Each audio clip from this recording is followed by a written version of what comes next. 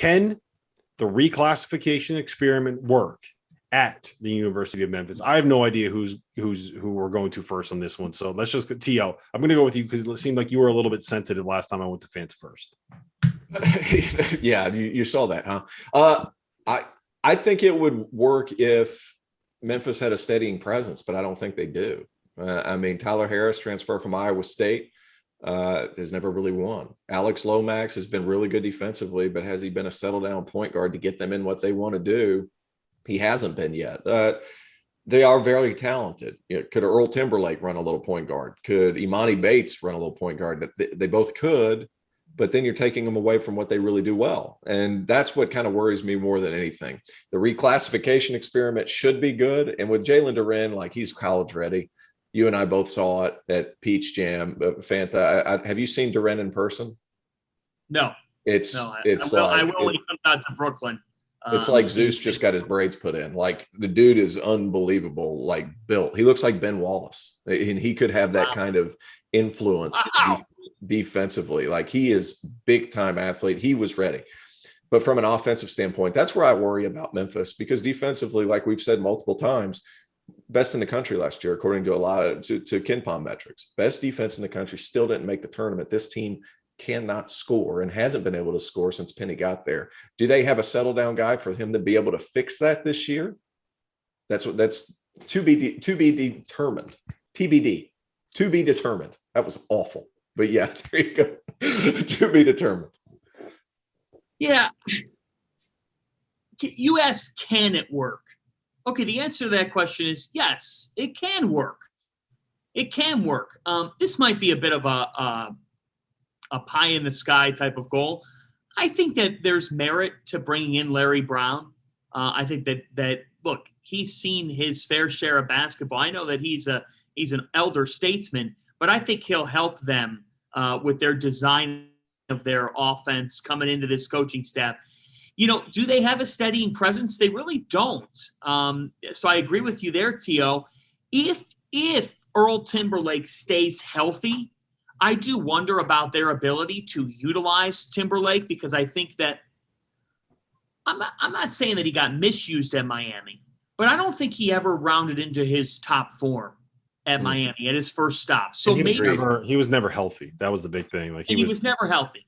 He was never healthy. So if he stays healthy and they can find a way to evolve his skill set, he could be that guy that I think could be an X factor to this basketball team.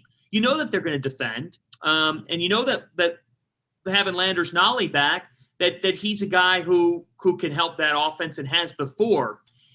I don't know, though. When you don't have a steadying presence in your backcourt, and you are now relying on Emoni Bates and Jalen Duren to come in and be shining stars in this sport, it's just so hard to be able to make it work when you don't have a lot of answers as to who is managing the game late at the one spot.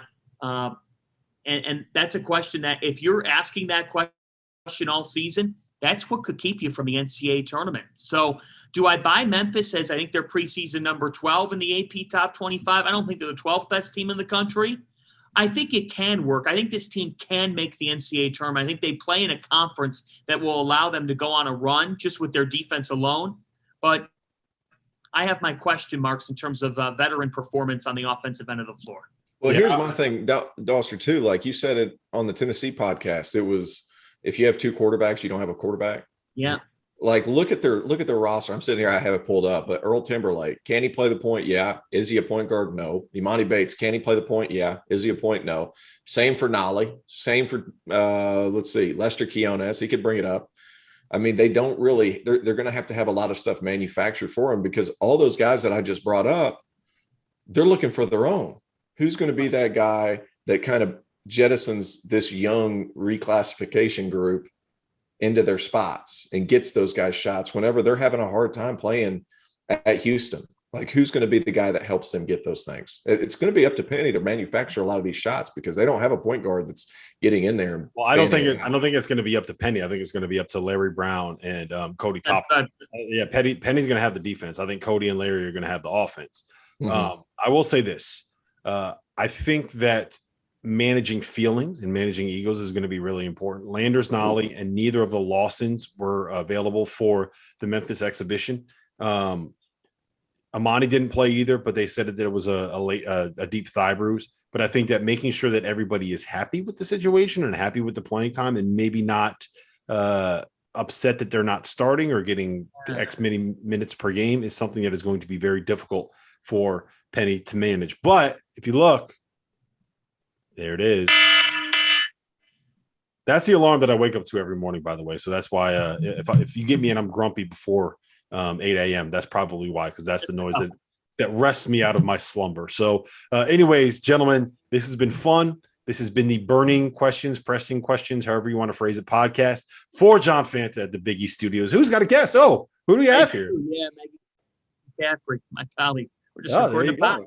All right, special guest and Terrence Oglesby. No guest in the background for Terrence Oglesby. You're SoCon insider, Terrence Oglesby. I'm Rob Dauster. This was the DTF podcast. Thanks for being here.